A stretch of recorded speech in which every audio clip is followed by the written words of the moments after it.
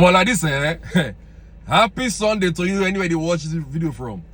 As I declare you so, I just say make a stroll enter the streets of the social media, make I go find updates where I claim my people if at all based on one or two I beg. As I they waka, they gonna be big, where they stop. Now say Mountain on Fire General Overseer. That's the great Pastor Olukoya. It don't bust out now. It don't drop better Microsoft Word, which shock me. Ha! As I declare you so, MFM pastor don't come and talk to me.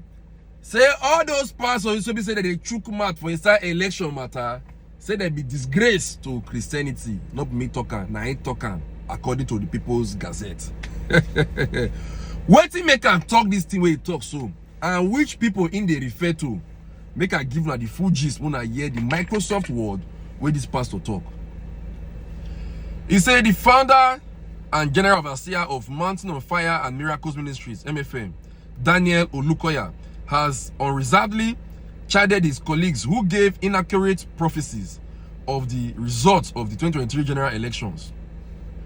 Mr. Olukoya, speaking to his congregants on Sunday morning during a service held at the church headquarters in Lagos, tongue-lashed his peers who participated in several political forecasting, which was a major feature of attention-seeking religious circles in the build-up to the elections. Mr. Olukoya noted that several of the predictions that were made in the guise of prophesying were wrong, and that those who earlier attributed the fake prophecies to God were not mentally stable. Wow.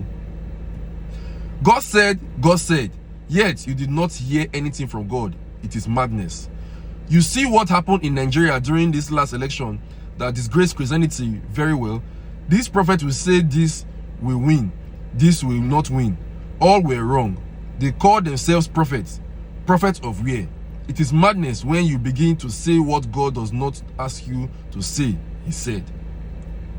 In taking this stance, Mr. Olukoya aligns himself with the likes of Abel Damina, the charismatic preacher of Oyo's bustling city, who stand as a formidable figure within the fraternity of fiery Pentecostal preachers.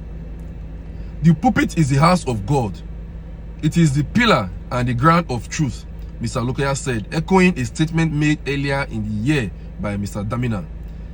Their shared conviction lies in their unwavering refusal to exploit the political frustration that festers within the citizenry or harness the pervasive anxiety of the unknown to bolster their own influence. Mr. Damina, a resolute advocate of the church's separation from the machinations of the state, remains a steadfast proponent of abstinence from politics.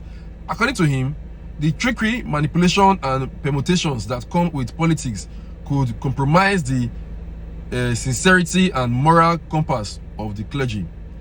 In the midst of a highly charged election conducted within a society deeply divided along religious lines and fiercely contested by political heavyweights who sparingly refrained from exploiting religious sentiments as a campaign strategy, prophesying gained unprecedented prominence, marking a disquieting trend within the ranks of the Christian community. It started with respected leaders such as Enoch Adeboye of the Redeemed Christian Church of God, who in November, despite the INEC releasing the schedule of the elections, told his congregation that he had not heard from God whether or not there will be elections. The former lecturer did not say anything further than that, but the statement was clearly vague and devoid of specific guidance or direction. It injected an unwelcome dose of ambiguity into an already volatile political atmosphere and rather served to heighten anxiety and exacerbate the palpable tension that grappled the political climate. The deliberate vagueness of Mr. Adeboye's claim exemplifies how religious political forecasters in their best form merely straddle along the middle ground of uncertainty, positioning themselves in a way that their statements could potentially be only interpreted as right, regardless of the actual outcome. This calculated ambiguity allows them to navigate the treacherous waters of political predictions with a degree of insulation from the capricious nature of electoral outcomes. By English, they cry. Being keenly aware that offering definitive prophetic statements can carry significant consequences for their credibility within and outside their congregation, they can only claim divine inspiration if events align with their insinuations and bolster their stature as spiritual guides. On the other hand, the claims are vague enough that they are able to preserve their reputation and influence within the situation when the situation turns out otherwise. Some other preachers who have much less to lose than Mr. Adeboye went all out and made all kinds of statements. In 2021, Paul Okikijesu, a minister of the Christ Apostolic Church, he said that God had ministered to him that there will be no elections in 2023. J.O. Afolabi, a popular pastor with a large Facebook following, also told his congregants that there would be no elections. Popular prophet Issa El-Buba predicted that the candidate of the Labour Party, Peter Obi, would win the elections, in the presidential election, while others only said it was the church's time to take over, and were later directly or indirectly linked to working for the Labour Party. But can stop here because English is too much.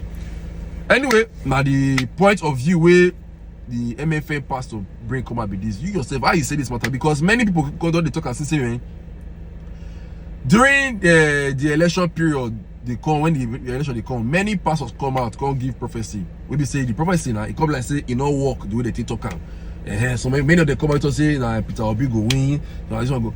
But then again, how you see this matter? Drop your opinion for the comment section, make you know what you reason for this matter soon. Anyway, just thank God for everything.